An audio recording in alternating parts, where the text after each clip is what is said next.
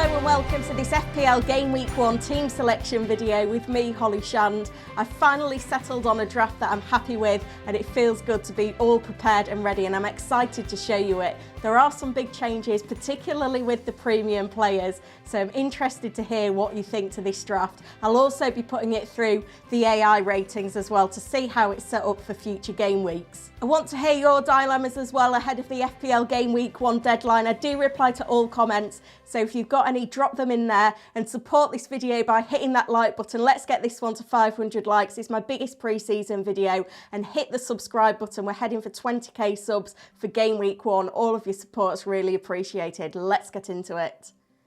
Starting off in the goalkeeper spot then, and Johnston keeps his place. He's still my favourite 4.5 million goalkeeper. There's a little bit of a bonus on the bench because Turner is moving to Nottingham Forest. He's going to provide a little bit of a goalkeeper rotation, but we do need to remember that Forest are still trying to sign Dean Henderson, and if he comes in before the end of the transfer window, he'll be number one. I did consider Pickford in this spot and Steele. The rotation between Pickford and Turner is better, but it does feel very short term, and I decided not to go with Steele because I prefer to buy a Brighton defender over the Brighton goalkeeper. That Brighton defender is, of course, Estupiñán, who's going to start the season in over a half of teams. Luton at home in Game Week 1 is a really great opening fixture. Gabriel keeps his place as well against Forest at home. These two haven't left my pre-season drafts, and I'm very happy to be going into Game Week 1 with those favourable fixtures. But there is one big change in my defence. Trent Alexander-Arnold has been in all of my pre-season drafts, but I've got cold feet. I've decided to drop him. Having a look at how he's got on in pre-season, he's not been that convincing, and he's not playing in exactly the same role as he was playing in the final 10 game weeks of last season, where he was so prolific. When he is inverting, he's very much a DM, with McAllister given the licence to go forward and kind of blocking the spaces that he was getting into last season. We've also seen him on less set pieces, which is obviously going to dent his appeal as well. So I've dropped Trent. In comes Ben Chilwell. Chelsea have got fantastic fixtures, and at 5.5 million, I feel like he's a great option to go with. Even in Game Week 1, they're at home to Liverpool. Chilwell's going to be attacking against Trent, who does go walkabout and isn't that great at tracking back. So I think he can have a good game. Don't be put off by that tricky opening first fixture. And then after that, the fixtures are great for Chelsea. Chilwell's on set pieces. He's always roaming forward, and I'm very happy to own him ahead of Game Week 1. It's two 4 million defenders on the bench still in Baldock and Kabore as well. Moving into midfield, and Bukayo Saka and Marcus Rashford are absolute locks in this side. I think for Arsenal, Saka is the pick of their attackers now, especially with Jesus out. It gives him that ability to roam forward a bit more with a false nine potentially playing. We saw that when Jesus was injured last season. Marcus Rashford as well, two really nice home games in the first three. Only Haaland scored more FPL points at home last season. 13 of his 17 goals coming at Old Trafford. He's an absolute lock. Bryan Mbeumo keeps his place in my midfield as well as my favourite 6.5 million midfielder. I've been comparing him and Eze, and it's been a really tricky decision of which one to go for. I feel like Eze has got a bit more of that star quality, more of a specialist on set pieces compared to Mbeumo, but Brentford have got the easier fixtures to start the season. So I'm still a little bit undecided on this spot. It could become Eze by the Game Week 1 deadline, but I feel like if Mbeumo's recovered from that dead leg, he's going to be the one that I'll probably start with in Game Week 1. Now, two names that have been in my FPL side all pre-season that have suddenly disappeared are Bruno Fernandes and Martin Odegaard. Have been doubled up on the United and Arsenal midfielders for a while. It's been difficult to move them out. Odegaard, I'm just not quite sure on his positioning, especially with Jesus injured, Havertz playing that false nine role. I don't know if he's going to be as prolific and explosive as he was last season, whether we'll see him playing a bit deeper. So that's what's put me off Odegaard. Nothing put me off Bruno Fernandes really in this draft at all. It's just I wanted to make way for Mo Salah.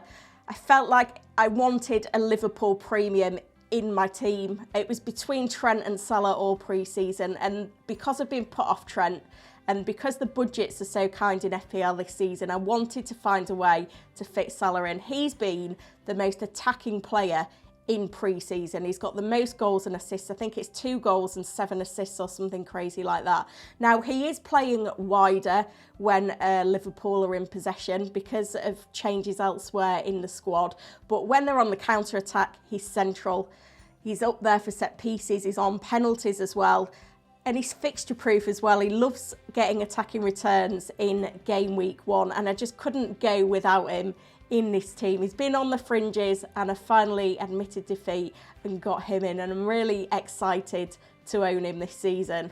One of the deciding factors for me was that Liverpool are just scoring goals for fun in pre-season, and while there's going to be a lot of rotation in the other 2 forward spots where there's 4 or 5 players competing for places, Salah's going to be playing 90 minutes every game. I did have a big decision to make though of whether to go with Salah or with Kane, who's become a potential option for game week 1. Now, the thing that puts me off Kane is that he could still leave in the window. Now, I'm not sure whether he will stay or whether he will leave, but I think it can rumble on right until the transfer window closes at game week 4. And in the meantime, I can see Kane playing significant minutes for Spurs and probably getting some attacking returns as well. But I don't want to be in a situation where in a few game weeks' time, I'm having to get rid of Kane because he's gone off to Bayern Munich or something. However, I am going to be invested in the Spurs attack. And one man who I've not mentioned at all this pre-season, who have kind of been swung with a bit of the hype around him, is James Maddison. 7.5 million. He looks like he could be an absolute bargain this season. Look, this Spurs side have again been scoring goals for fun in pre-season. Not the best defensively. They go all out attack. Maddison is playing a number 10 role. Sometimes he's more advanced than Kane, and with that link-up play with Kane, there's going to be plenty of routes to points for him. He's going to be on set pieces. We've seen in pre-season him really thriving. He's waited a long time for a big money move from Leicester, from a mediocre attack to an attack that's got Kane, hopefully, and Son as well. I think Maddison's going to be doing really well. So I'm rolling the dice, I'm taking a punt on him, and I'm hopeful that at least he could cover Kane's points if Kane does start the season in red-hot form. Obviously, Haaland makes the front line, and I still like Mubama as my budget 4.5 million forward to have on the bench for the opening game weeks of the season. But that second striker slot has really been plaguing me. I've not found a player that I really want to own. So I kind of decided that it's a little bit of a throwaway spot in my team. So I'm trying to spend as little money as possible, and I am going to take a punt on Brighton's João Pedro. Now, he broke their record signing fee before Kudus signed, so he is a player that is going to be an important option for Brighton. However, they do have quite a lot of options. He is on penalties though, which has swung it, and I think Ferguson may be protected a little bit more as a young player, whereas Pedro will be thrown straight in. Some great early fixtures for Brighton. I kind of still wanted to be on that Brighton attack, but at 5.5 million, if he is benched, then it's not going to be the worst thing. I'm not going to be kicking myself too much. Hopefully he can come on with some super sub performances, and I have got options on my bench if I need them. So that's the way I'm squeezing Salah in, is by spending less in that second striker spot.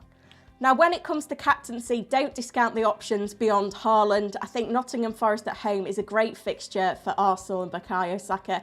We also know how lethal Rashford can be at Old Trafford. Wolves at home, a great fixture for him. Probably playing out of position as a striker. I'm not convinced it's his best position though. But for me, Haaland away at Burnley on Premier League opening night is the one to go for me. We could get team leagues before the deadline to know he definitely starts, but obviously he will be anyway. And, you know, he's so highly owned, he's going to be so highly captained that if you bet against him and he bags a hat-trick and your option blanks, then you're going to be on the back foot at the start of the season. So I like to kind of play it a bit safer with captaincy in the early weeks, so very happy to pin it on Haaland. Now, I've ran this team through the My Team tool on Fantasy Football Hub to get my AI rating. Obviously, you can get your own team rated by using the link in the description to this video. It came out with a 96% team rating. It wants me to play Baldock over Chilwell for game week 1, but I'm going to ignore that because I fancy Chilwell up against Trent for the attacking returns, even if I expect Chelsea to concede. A 92% game week rating for game week 1, but it gets better with game week 2 at 99%. Game week 3 at 98% and game week 4 at 100%. So barring injuries and, you know, things happening in the transfer window. Hopefully this squad can see me through to this first international break without needing too much surgery. My team predicted to score 64.3 points for game week 1. Let me know what your team is predicted to score. Drop those AI ratings in, use the link in the description to this video. Remember, us respond to all of your comments, so do keep them coming in as we reach that game week 1 deadline. As I said, this is my most important video ahead of the game week 1 deadline, so make sure you're hitting this like button. I want to get this one to 500 likes. It'll be the first one from my content this season that will get to that, and I really need all of your help to get to 20k subscribers before the game week 1 deadline. We've got 3 days to go. I really do appreciate the support. I'll be back tomorrow with the AI team selection, so hit that notify button so that you don't miss it. Good luck for FPL Game Week 1.